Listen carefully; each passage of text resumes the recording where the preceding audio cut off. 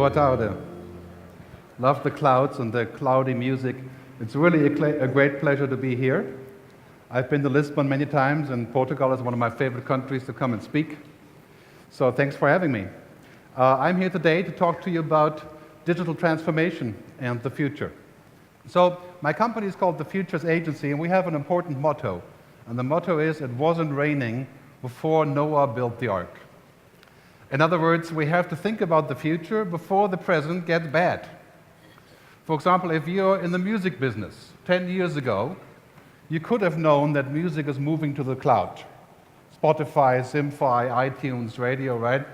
But the music industry said, we don't want music to move to the cloud. It's not good for us. But what we have today is that music is in the cloud anyway, right? YouTube and other channels for free. So it's very important to look at the overall patterns.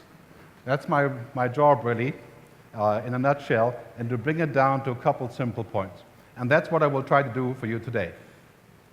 I mean, when you guys use WhatsApp, you guys have WhatsApp, right? It's like asking if you're going to go to the bathroom later. Everybody has WhatsApp. Right? When you use WhatsApp, you don't need the telecom. Right? You just need the internet connection from the telecom, right? Do you know how much money SMS makes from telecoms? Used to make $300 million every day, worldwide. Do you know how much of that is shrinking? Right? It's going to shrink to 20 million, over 90%, because of these kind of apps. Right? So first, communications will move, and then revenue streams will become part of screens.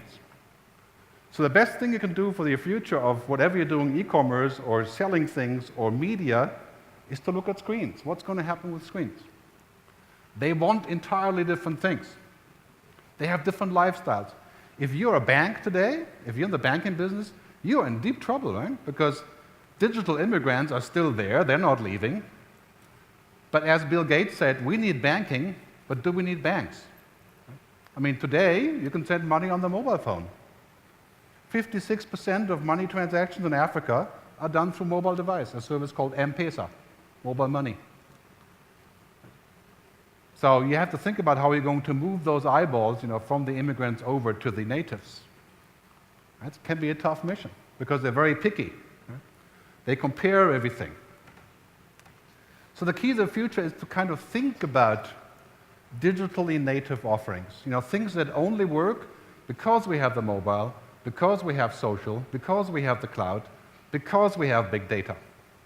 And here's the funny part. When I worked in the music business, they told me, first thing, this was over the last 10 years, first thing they told me is that they want to do business despite the internet. Right?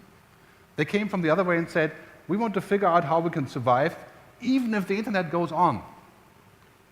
I'm like, well, let's turn it around and say, how can you survive only because of the internet and because of technology? That is the question you have to ask. We have to create an ecosystem around the big data. We have to make sense out of that data, not just have the data. We have to think about return on involvement. How will our customers give things back to us because they like us, because they like what we do? We have to go back to the right brain. Our future is not going to be in crunching numbers and creating business models that a computer can do. Right? It's going to be about creativity, about coming up with new ideas. Technology is crucial how we interface information and whether we can reach that human factor through it. And finally, let's not forget, we weren't downloaded, we were born. Thanks very much for listening.